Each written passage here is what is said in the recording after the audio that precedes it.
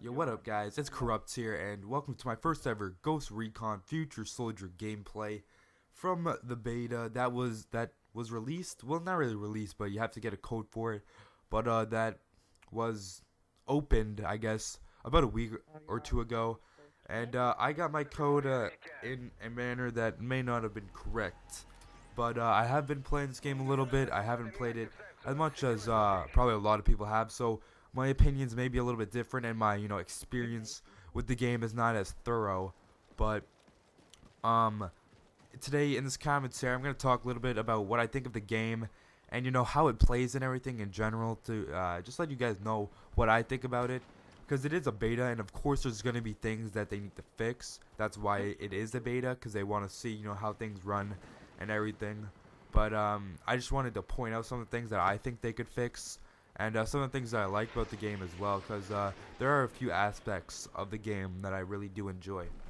Now, first thing I want to mention is the map I'm playing on. I think it's called Pipeline, like the COD 4 map Pipeline, except I like the COD 4 map Pipeline a lot better than this one. But the map is a decent size. It's not too big, so I would say it's probably a medium-sized map if you're thinking Call of Duty wise. But it's an alright map. There's only two maps that you can play from the beta.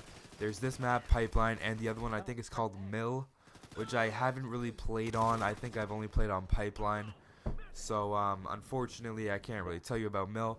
But I'm going to be doing some live commentaries of Ghost Recon Future Soldier eventually, before this beta ends, with some friends. And maybe I'll get some Mill gameplay to put up for you guys. But anyways, as regards to the map, it's alright. The way it plays is like, it's sort of like a Call of Duty map. It feels a lot like a Call of Duty map, but the problem with that is in Ghost Recon, it's a third-person shooter, and it also has characteristics of Gears of War, where you can take cover against objects. And with that being said, there are a lot of spots where you can just sit against an object and hide and all that sort of stuff. So it can get a little frustrating. You find a person in some like corner, like hiding behind a wall or something. But other than that, the map it's alright.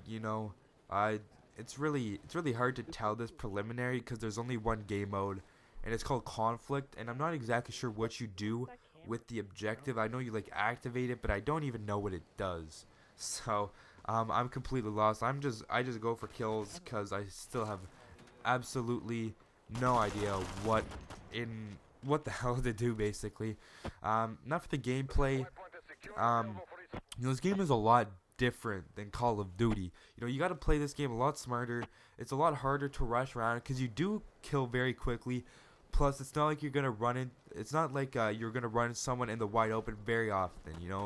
I know how, like, in Call of Duty, there's those head glitches, or whatever you call them.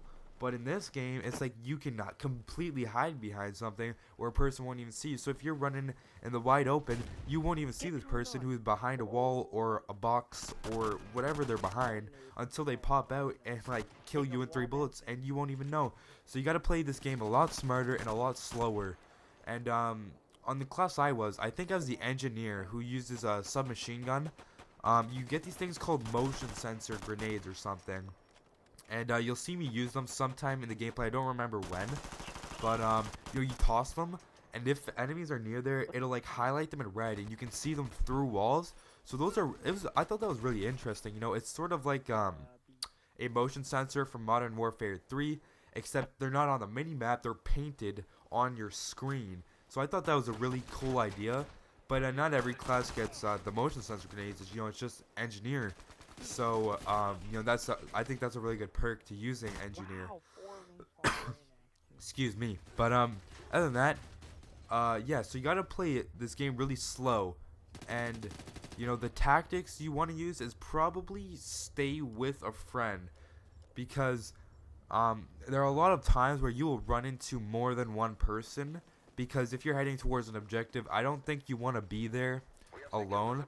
So sticking together, I'm not saying like standing right next to each other, but sort of traveling in a pack might be a better idea, unless you're really good at this game.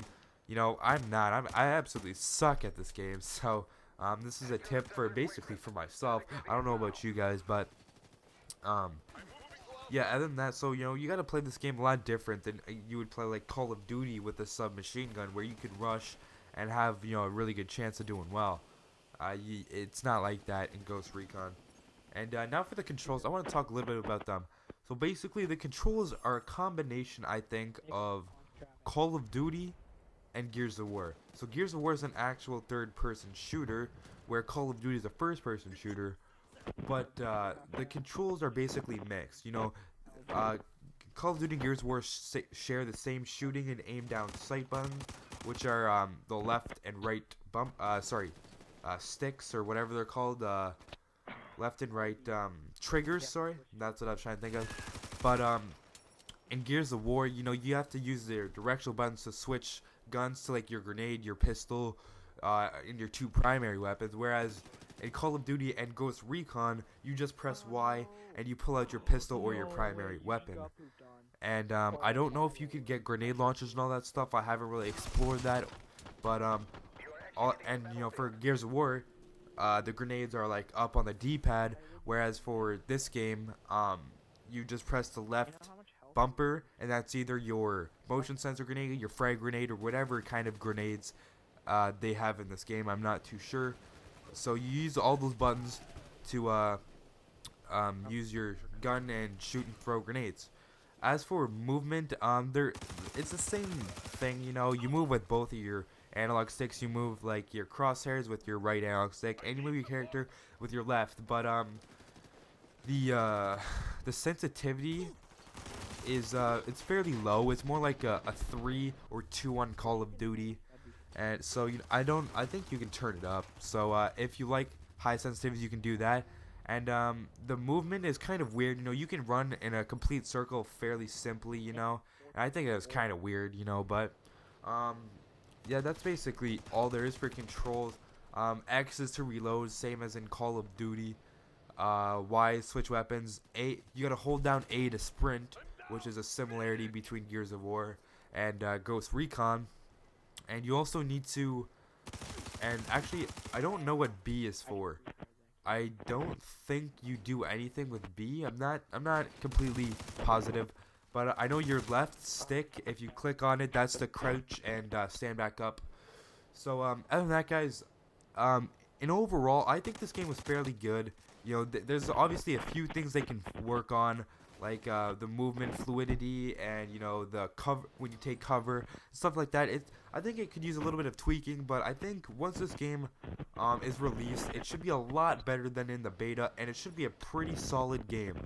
So anyways, guys, that's my opinion on Ghost Recon Future Soldier. If you guys enjoyed the gameplay, where I go negative because I suck at this game, please like the video and leave a comment. Tell me what you guys think of the Ghost Recon beta if you have it, or if you've only watched a bunch of gameplay, tell me what you think of how it looks. Thank you guys for watching. I will talk to you guys later. Peace out.